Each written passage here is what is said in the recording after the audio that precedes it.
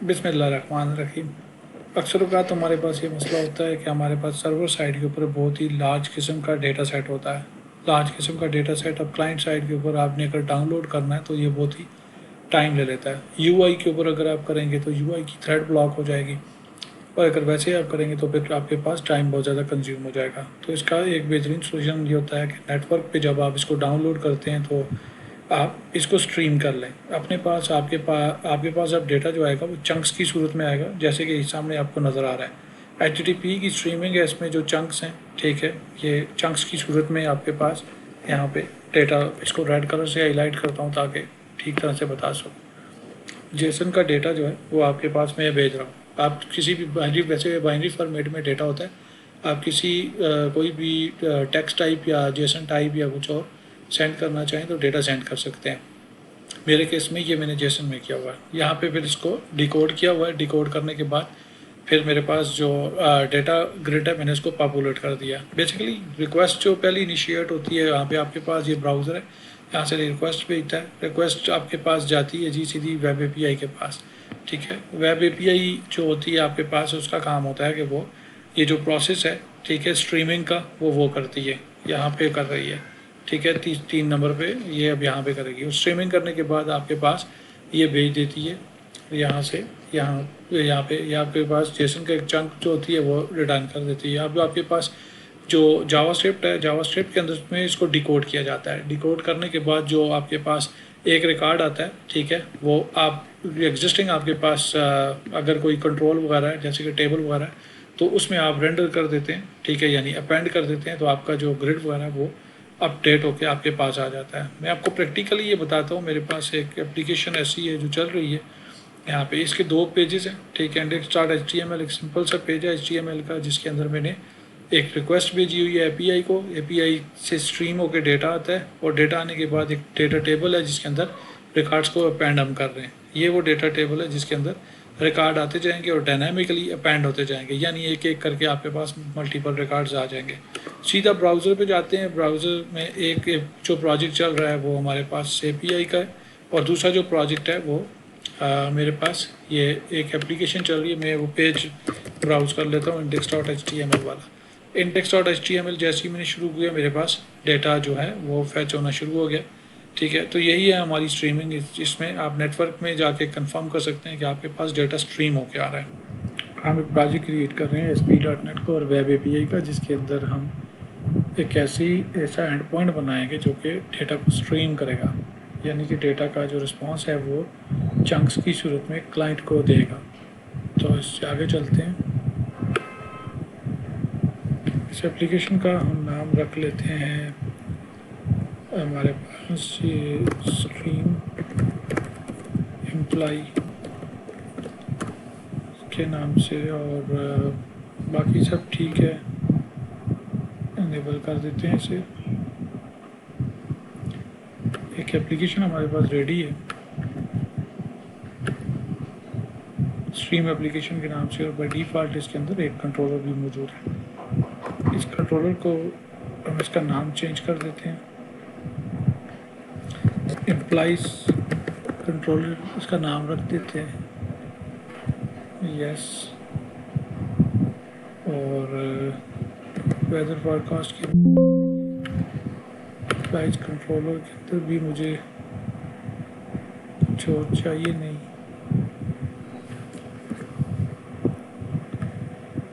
ठीक है, मुझे कुछ भी नहीं चाहिए।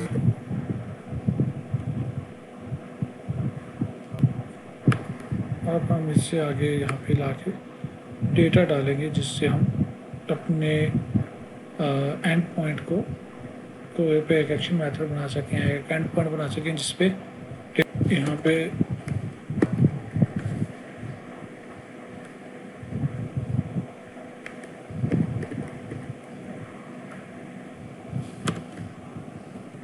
मैं यहाँ पे कोड पेस्ट करूँगा।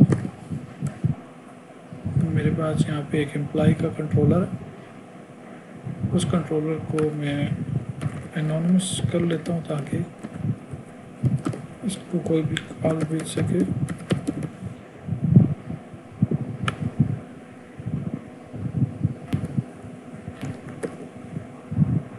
और ठीक है, स्ट्रीम करेगा डेटा। और यहाँ पे हमारे पास हमें ज़रूरत है एक क्लास की, एक एम्प्लॉय की क्लास की। एम्प्लॉय की क्लास भी हमारे पास आ गई। एक इवेंट स्ट्रीम टाइप है सर्वर साइड पे, जो आपके इवेंट्स हैं वो हो रहे हैं, जिसमें जेसन का डेटा जो है वो आपके पास आ रहा है। ठीक है, हमारे पास इस तरह से है कि यहाँ पे ना हम यील्ड कर रहे हैं रिज़ल्ट को। 1 से लेके 100 तक एम्प्लॉइज़ जो हैं वो हमारे पास आएंगे, लेकिन 1 बाय 1 करके डेटा जो है वो रिटर्न होगा यहाँ से। और for each employee in employees, ठीक है, हम इसको सीरियलाइज़ कर रहे हैं। सीरियलाइज़ करके जो भी रिस्पांस है उसको जो है ना वो भेज रहे हैं। और ये थोड़ा सा डिले खुद ही डाल रहे हैं, थोड़ा सा डिले आ जाए। ठीक है, रिस्पांस फ्लश करने का मतलब ये होता है कि आपके पास जो करंट रिस्पांस का ऑब्जेक्ट है उसका कोई भी जो डेटा है वो सेंड कर दें आप क्लाइंट को जिसने हमें रिक्वेस्ट भेजी हुई है। अभी HTML का एक पेज बनाते हैं, ठीक है, और उससे कॉल भेजेंगे हम अपना जो हमारा मेथड है उसको। तो उसके लिए मैं एक सिंपल ASP.NET की जो एप्लीकेशन है वो बना देता हूँ।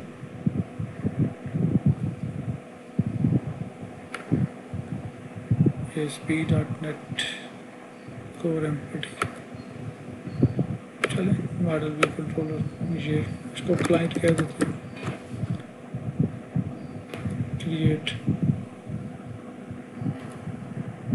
इसके अंदर ये जो www रूट है, यहाँ पे मैं एक फ़ाइल बना लेता हूँ index.html के नाम से। इस index.html के अंदर मैं कोड डाल देता हूँ, प्रोजेक्ट है। अब ये वाला ऐप ये रिक्वेस्ट भेजेगा किसी एक ख़ास पाथ से। इसका जो उसकी पोर्ट है 7212। 7212 जो पोर्ट है उसके ऊपर कोर्स इनेबल होंगे तो ही हमारे पास काम चल सकेगा। हमें कोर्स जो हैं वो रजिस्टर करने पड़ेंगे यहाँ पे, उसके बगैर हमारे पास गुजारा नहीं चल सकता। तो हम कोर्स जो है उसको यहाँ पे रजिस्टर करते हैं। लोकल होस्ट है हमारे पास, और लोकल होस्ट पे जो हमारी पोर्ट है वो हम देख लेंगे। जो दूसरा हमारा प्रोजेक्ट है वेब API वाला, तो उसकी पोर्ट कौन सी है, ये सॉरी वेब ऐप वाला ये क्लाइंट है, ठीक है। और इसकी पोर्ट हमें यहाँ से पता चलेगी 7212। 7212 को हम यहाँ पे अपने पास रजिस्टर कर लेते हैं, अलाउ ऑल कर देते हैं।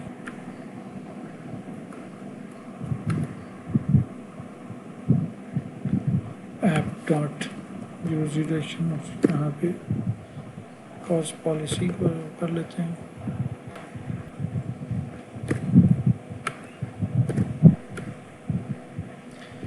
अब हमारे पास कॉस्ट भी अलाउड है, ठीक है, ये API मसला भी नहीं करेगी। और हमारे पास ऑलमोस्ट सारी चीज़ें रेडी हैं। हम प्रोजेक्ट को चलाते हैं। सर्वर साइड के प्रोजेक्ट जो हैं जी मल्टीपल प्रोजेक्ट्स हैं। क्लाइंट चलना चाहिए और API चलनी चाहिए। इसको पहले ले जाते हैं, चेक करते हैं रिस्पांस क्या आता है।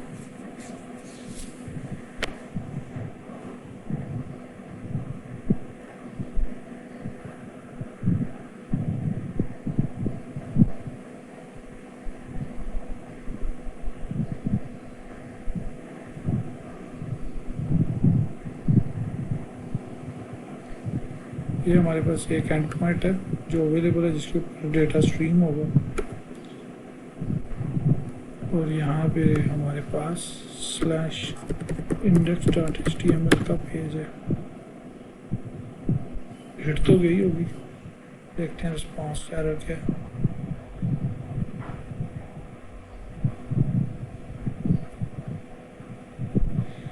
हमारे पास एक छोटा सा इश्यू आ गया था जिसकी वजह से हमारी जो index.html की फ़ाइल थी वो डेटा को डिस्प्ले नहीं कर पाई। हमने उसको क्रॉस चेक किया था। हमारा जो एंड पॉइंट था उस पर हमने कर्ल की एक रिक्वेस्ट भेजी और देखा कि सर्वर ठीक रिस्पॉन्ड कर रहा है या नहीं। फिर हमें पता चल गया कि एंड पॉइंट पे मसला नहीं है, बल्कि जो मसला है वो हमारी index.html की फ़ाइल के अंदर मसला है। तो स्क्रिप्ट ला के मैंने यू डायरेक्ट डाल दिया। इस स्क्रिप्ट ने क्या किया कि एक फेच की रिक्वेस्ट भेजी है। अब उसमें हम डेटा को स्ट्रीम जो डेटा है उस की जो एंड पॉइंट है उस पर रिक्वेस्ट भेज रहे हैं और स्ट्रीमिंग कर रहे हैं। रीडर जो है वो बॉडी को रीड करता है, यानी जो रिस्पांस हमारे पास सर्वर से रिटर्न हुआ है उसको रीड करता है। टेक्स्ट डिकोडर जो है हमारे पास, जो बाइनरी डेटा है जो कि हमारे पास सर्वर से आता है, ठीक है, उसको डिकोड करता है। एक या एक से ज़्यादा चंक हमारे पास आ सकते हैं। तो ये प्रोसेस चंक का जो फंक्शन है इसका काम यही है कि जब भी हमारे पास जो डेटा है वो आएगा, ये उसमें दो चीज़ें लेगा। एक तो ये देखेगा कि क्या डन हो चुका है या नहीं हुआ, ठीक है, और वैल्यू जो है, ठीक है, ये यहाँ से इसको रिट्रीव करेगा। वैल्यू हमारे पास, ठीक है, ये जो डिकोडर की वैल्यू होती है ये। तो अभी ये फंक्शन जो है हमारे पास एग्जीक्यूट होता रहेगा, ठीक है, अनलेस के हमारे पास जो डन है, ठीक है, वो ट्रू ना हो जाए। अगर डन ट्रू है तो इसका मतलब है कि हमारी स्ट्रीमिंग कंप्लीट हो चुकी है। तो यहाँ पे आते हैं। चंक जो हमारे पास आया है, ठीक है, ये एक वैल्यू की जो आ रही है, ठीक है, वो है, और हमने पहले चंक जो है वो उठा लिया है यहाँ पे। अच्छा, हमारे पास ये जो चंक है, ठीक है, ये सर्वर ने रिटर्न किया है, ठीक है। अब इसमें हमारे पास एक या एक से ज़्यादा जो है ना रोज़ हो सकती हैं, जिनको हम ना \n के साथ स्प्लिट कर किया होगा, ठीक है। तो \n के साथ पहले हम अपनी रोज़ को स्प्लिट कर देते हैं, ठीक है, और फिर इसको चेक करते हैं, ठीक है। पहले हम ट्रिम कर लेते हैं ताकि वाइट स्पेस या कोई भी और हमारे पास एक्स्ट्रा स्पेसेस या वाइट स्पेसेस हैं या तो उनको हम रिमूव कर दें, ठीक है। उसके बाद हम इस तरह से करते हैं कि अगर हमारे पास कोई ट्रिम लाइन वगैरह आई है, ठीक है, तो यहीं से, ठीक है, उसको स्किप कर देंगे, नहीं तो हम आगे मूव करेंगे। और फिर अगर हमारे पास जो न्यू लाइन यानी जो रो है वो डेटा के साथ स्टार्ट हो रही है, ठीक है, तो डेटा के एट्रीब्यूट को हम वहाँ से हटा देंगे, ठीक है। हटाने के बाद जो पीछे डेटा बचेगा उसको जेसन में कन्वर्ट करेंगे। अगर हम डायरेक्ट इसको जेसन में पास करने की कोशिश करेंगे, जो कि लास्ट टाइम हमने किया था, तो एरर आ जाएगा।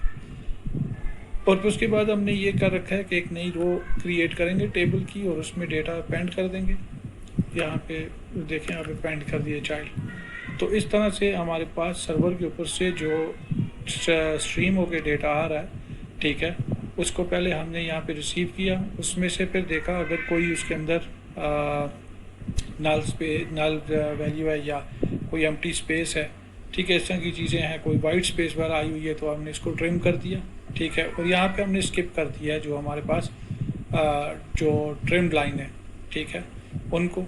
और फिर अगर हमारे पास एक वैसी रो मौजूद है, ठीक है, एक डेटा चंक आया जिसके अंदर कोई डेटा मौजूद है, तो हमने, ठीक है, एक्चुअली हमारे पास जो ऑब्जेक्ट वहाँ से आता है, ठीक है, वो कुछ इस तरह का होता है कि डेटा के साथ स्टार्ट हो रहा होता है, ठीक है, और फिर उससे आगे जो भी ऑब्जेक्ट होता है वो होता है। तो हमने यूँ फिर इस तरह से करना है कि डेटा के इस एट्रीब्यूट को जो है ना, ठीक है, ख़त्म करना है और फिर इसको जेसन में कन्वर्ट करना और अपेंड करना है। चला के मैं आपको दिखाता हूँ।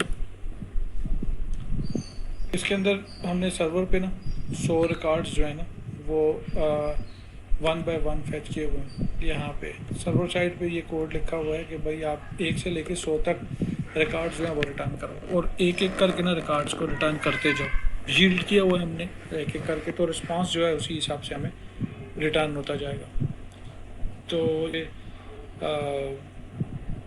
ब्राउज़र के ऊपर और देखता हूँ कि मुझे क्या रिस्पांस मिलता है। ये मेरा API है, ठीक है, और ये मेरे पास इंडेक्स का पेज है, index.html। अभी मैं देखता हूँ कि मेरे पास रिकॉर्ड क्यों नहीं आ रहे, चेक करता हूँ।